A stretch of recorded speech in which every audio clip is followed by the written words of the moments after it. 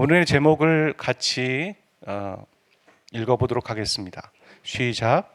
쇠로 다듬지 않은 돌 제단 위에. 오늘 말씀 안에도 들어가 있는 이야기죠. 쇠로 다듬지 않은 돌 제단 위에.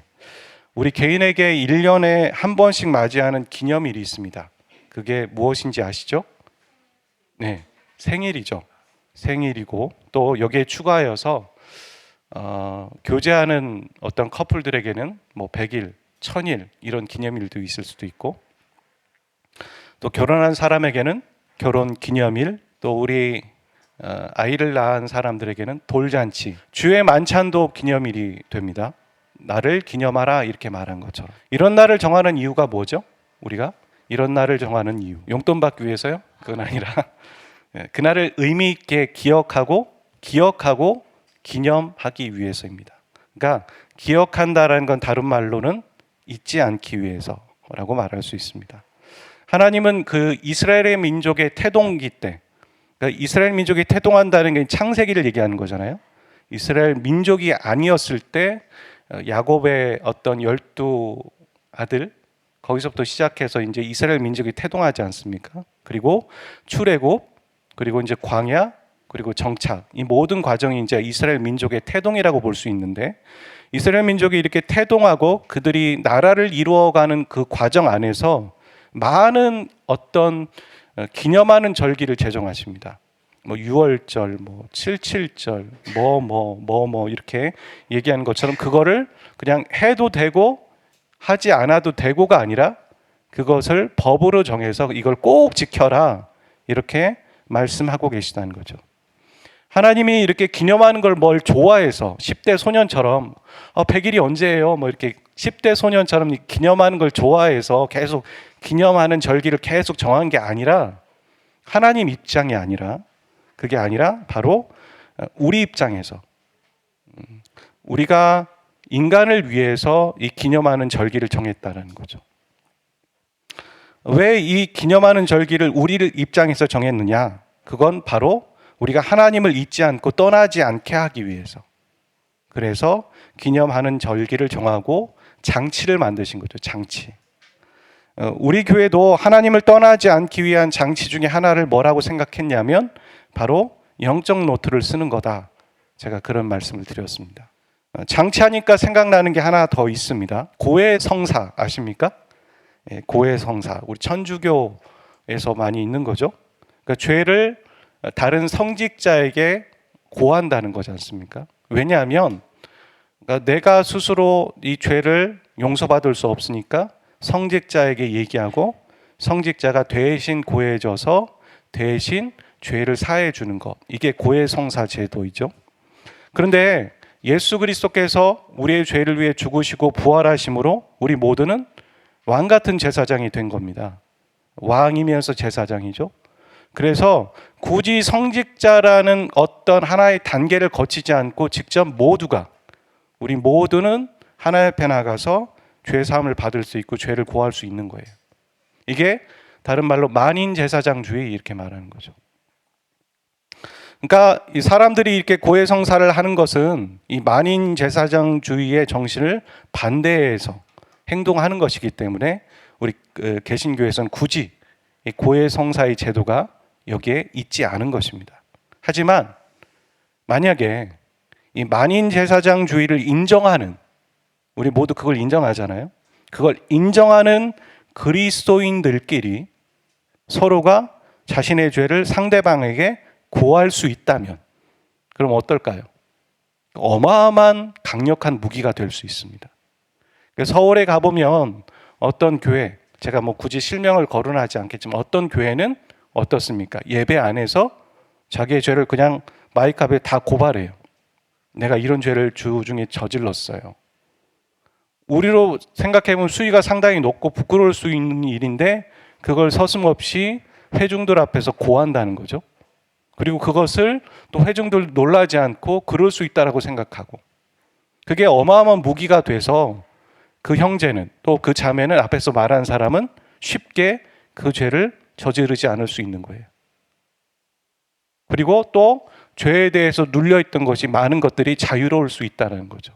이럴 수만 있다면, 우리 공동체가 그럴 수 있다면 강력한 서로에게 무기가 될 수 있다. 그러니까 말씀을 준비하면서 누군가는 그걸 말할 수 있어야겠죠. 근데 누군가 그걸 말했는데 완전 사회에서 매장당했어, 그 공동체에서. 그래서도 안 되는 거죠. 내가 말할 수도 있지만 그거를 받아들일 수 있는 분위기가 될 때 이게 어마어마한 무기가 될 수 있다는 거죠. 요한일서 1장 9절 말씀에 보면 이런 말이 있잖아요. 만일 내가 내 죄를 자백하면, 이렇게 말하지 않아요. 이미 이 공동체 안에서 그런 일이 있었던 거예요. 만일 우리가 우리의 죄를 서로 고한다면 그는 미쁘시고, 이렇게 말하죠. 물론 우리가 하나님 앞에 직접 고할 수 있는 것이지만 또 공동체 안에 고할 수 있는 이유가 있는 거예요. 장치하니까 그런 생각이 좀 들었습니다. 오늘 말씀에 보면 아간이 죄를 범했는데 그 문제가 해결된 다음에, 헤렘한 거죠. 공동체가 헤렘이 된 다음에, 헤렘이 되니까 바로 아이성을 함락하게 됩니다. 해결이 되는 거죠. 그리고 사람들은 에발산이라는 곳에 올라가서 두 가지의 행동을 합니다. 에발산이 있었고 또 그리심산이 있었죠. 반은 에발산, 반은 그리심산, 이렇게 있었던 거예요. 그런데 두 가지 행동을 합니다. 이 산에 올라가서 번제와 화목제라는 예배를 드리는 것과, 그게 첫 번째고요. 두 번째는 돌에 하나님의 율법의 말씀을 어떻게 표현하고 있냐면 정확하게 기록했다. 그리고 다른 번역으로는 명백하게 기록했다. 그러니까 흘려 쓰지 않고 모두가 볼 수 있을 정도로 정확하게 기록했다라는 얘기가 나옵니다. 에발산과 그림심산이지만 그냥 에발산이라고 그냥 정리해 볼게요.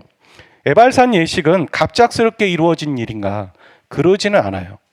오늘 본문 우리가 읽었을 때도 보면 모세가 이미 예고하고 그렇게 하라고 한 명령을 행하고 있는 겁니다. 그러니까 모세가 살아있을 때 이렇게 말한 거죠. 너희가 약속의 땅에 들어가게 되면, 혹시 들어갈지 모르는데, 이런 말을 하지 않았어요. 모세 안에 확고한 믿음이 있었습니다. 하나님이 보내실 거라는 거죠. 그러니까 너희들이 꼭 들어가게 될 텐데, 들어가게 되면 이 명령을 꼭 순종하고 거행해라. 그게 뭐냐면 에발산 예식이라는 거예요. 광야에서가 아니죠. 광야에서가 아니라 광야를 거쳐서 가나안에 들어갔을 때 꼭 해야 하는 순종의 예식과 행동. 가나안이 얼마나 유혹이 심하고 믿음을 지키기 어려운 곳이라는 것을 이미 알고 있어요, 모세는. 그래서 그곳에 들어갔을 때 하는 예식이라는 게 그냥 하는 예식이 아니라 바로 이스라엘의 정체성이죠.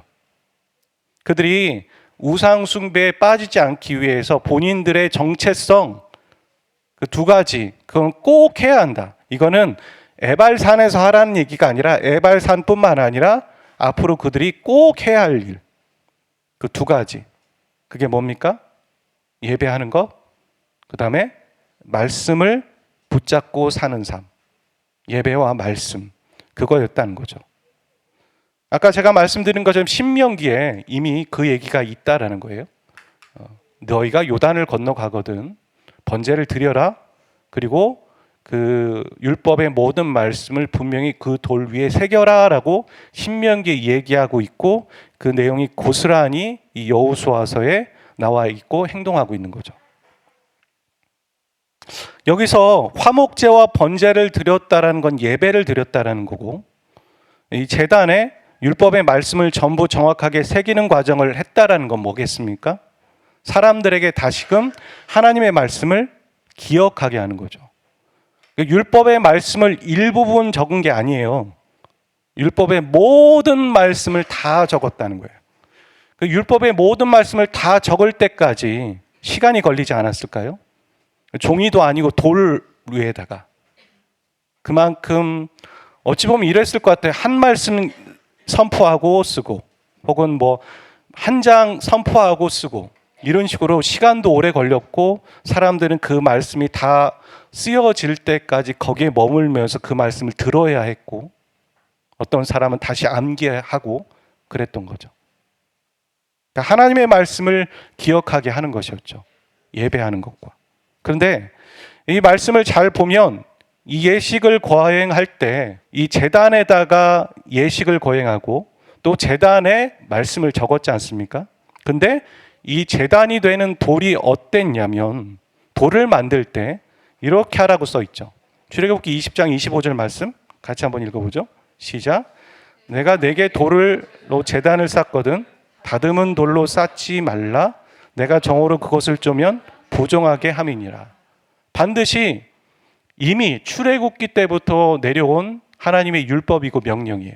너희가 나에게 예배를 드릴 때 제단을 쌓을 텐데 그 제단은 반드시 어떤 걸로 다듬지 않은 그대로의 날 것이어야 한다 라고 말했다는 거죠. 이게 어떤 의미일까?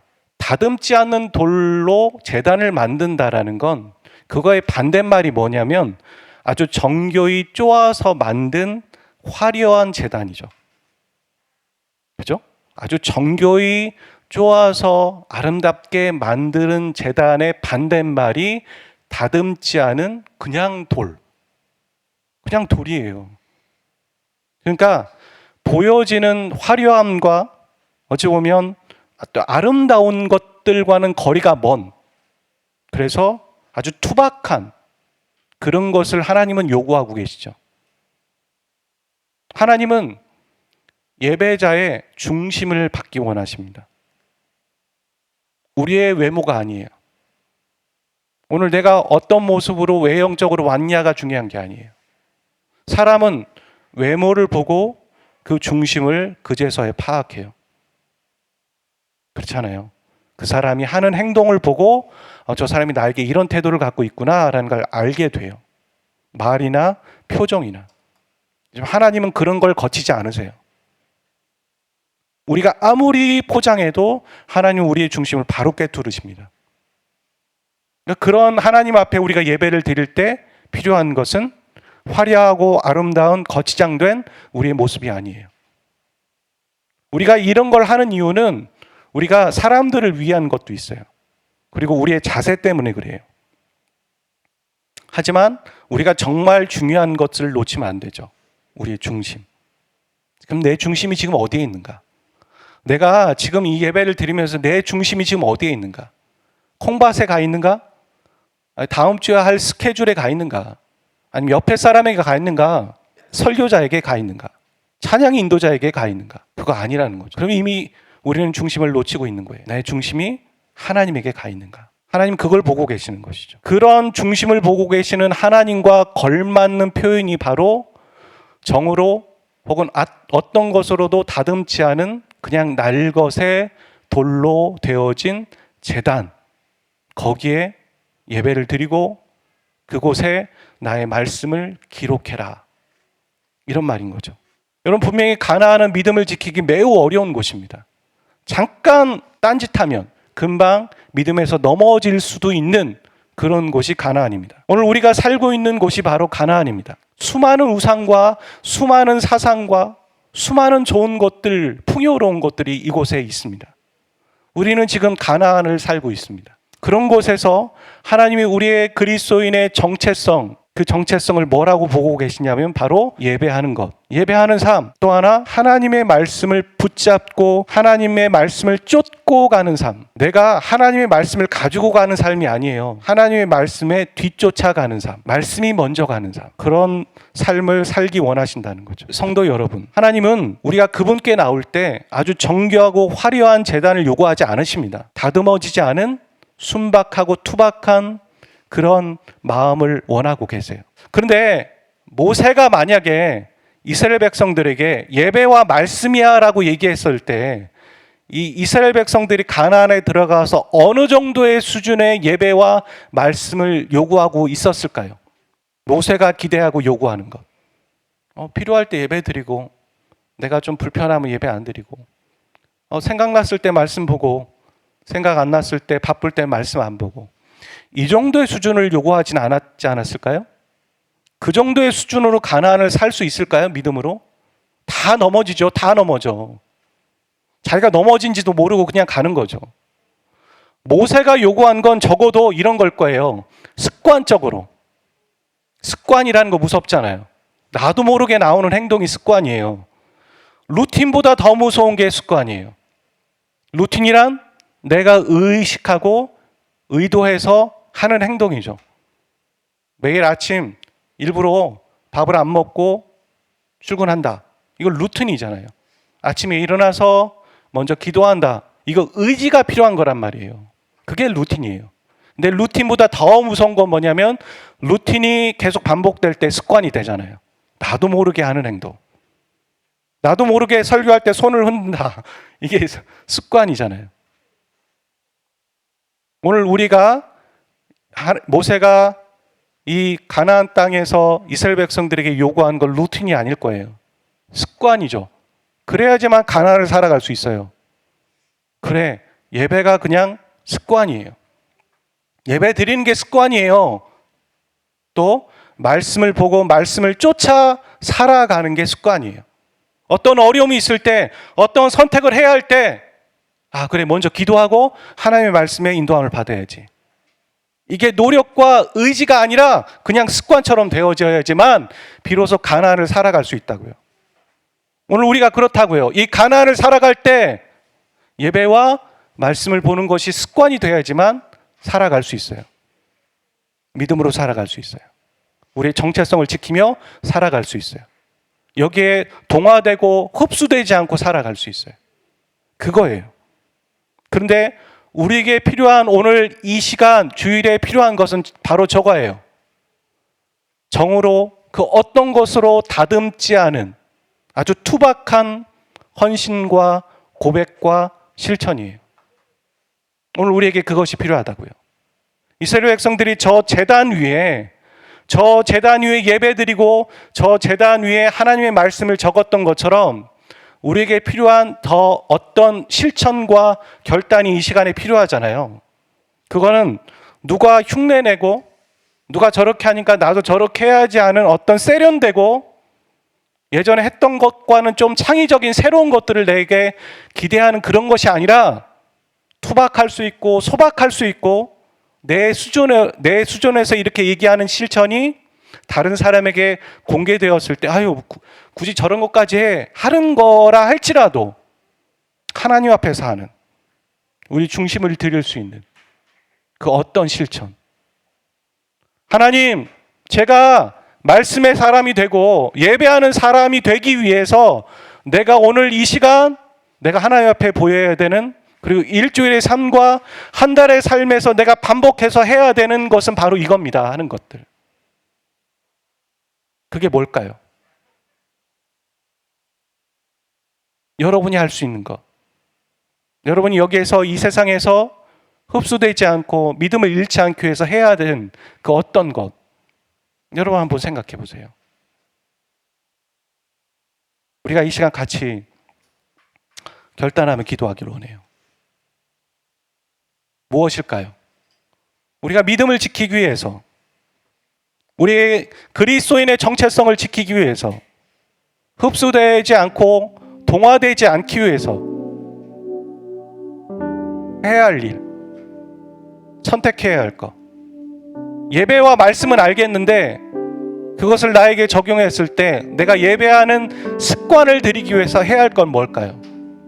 내가 주일 예배는 꼭 빠지지 않겠다. 이럴 수도 있고요. 주일 예배를 드리고는 있지만 온전히 통으로 잘 드리지 못해요.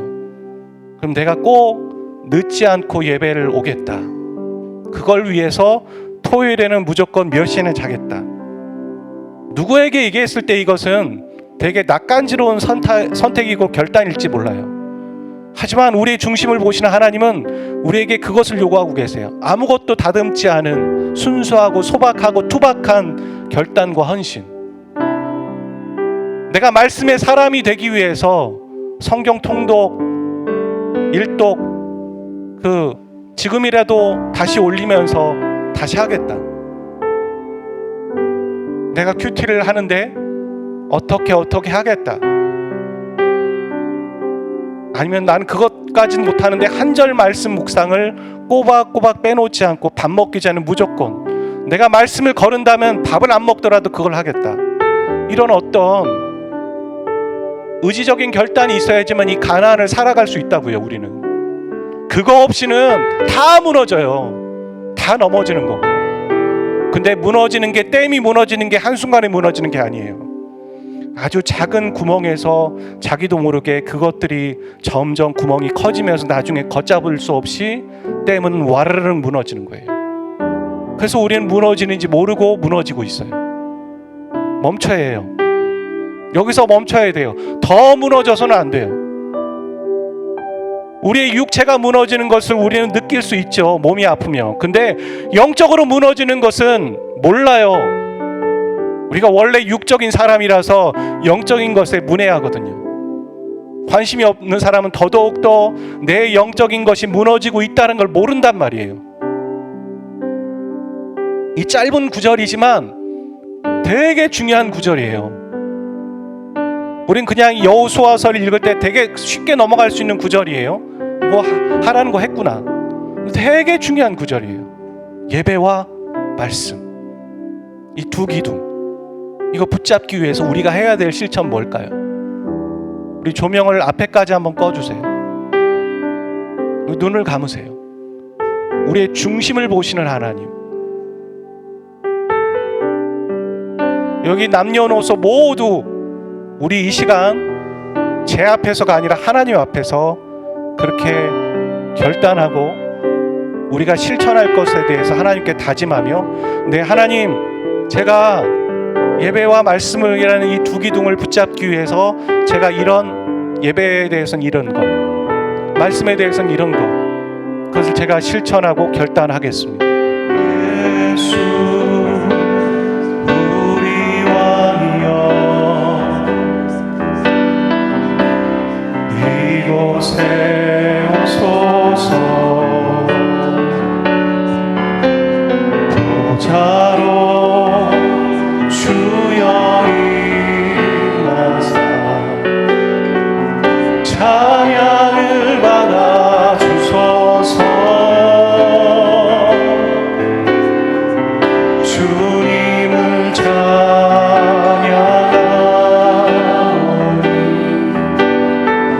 주님을 경배하오니 왕이신 예수여 오셔서 좌정하사 다스리소서. 예수 나의 왕이여, 예수 나의 왕이여, 이곳에 오소서.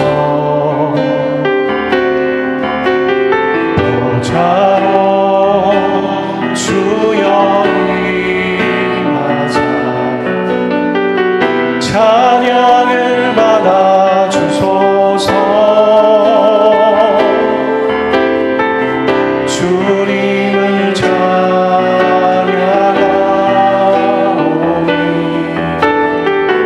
주님을 경배하오니 왕이신 예수여 오셔서 좌정하사 다스리소서. 주님을 찬양하오니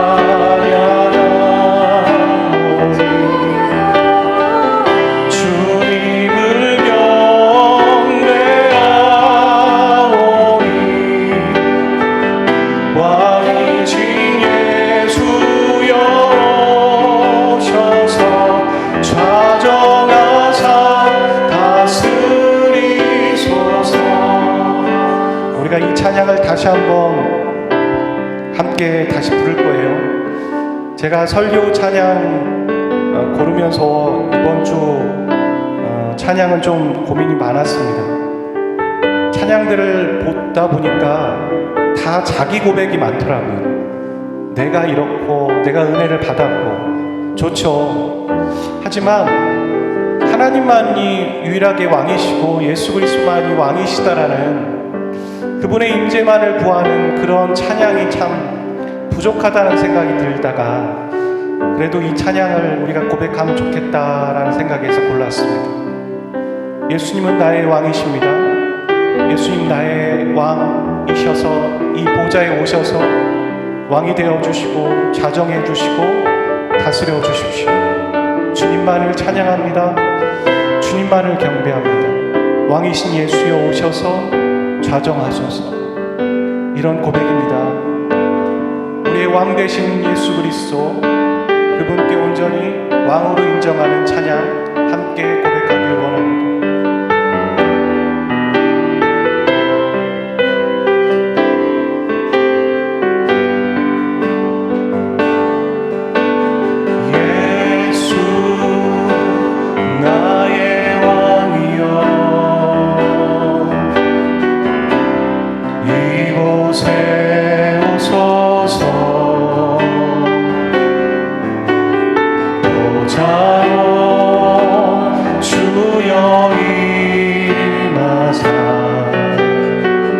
찬양을 받아 주소서.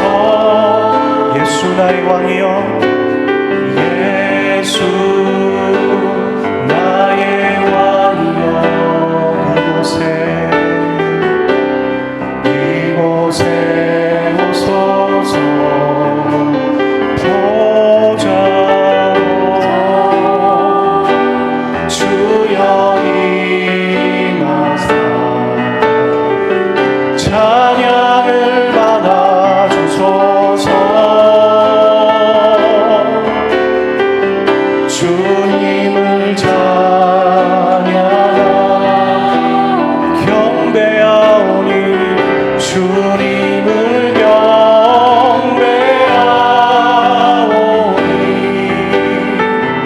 왕이신 예수여 오셔서 좌정하사 다스리소서. 주님을 찬양합니다. 주님을 찬양하라 경배하오니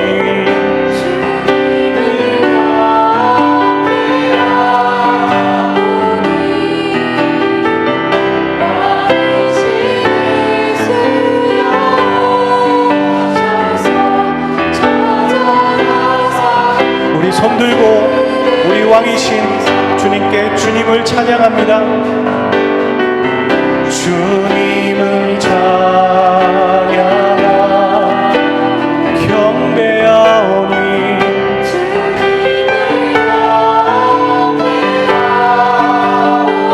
왕이신